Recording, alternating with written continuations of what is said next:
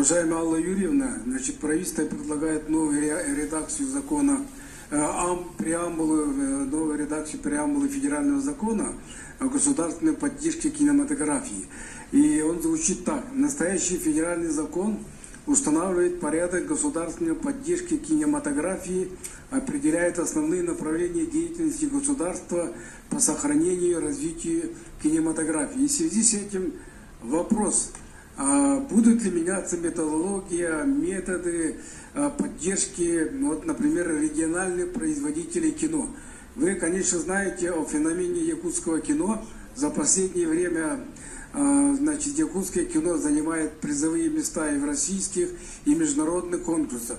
Будет ли какое-то специальное стимулирование, поддержка вот региональных производителей кино? Или вы скажете, идите по общим правилам, но конкурировать с Мосфильмом это как бы очень сложно. Спасибо.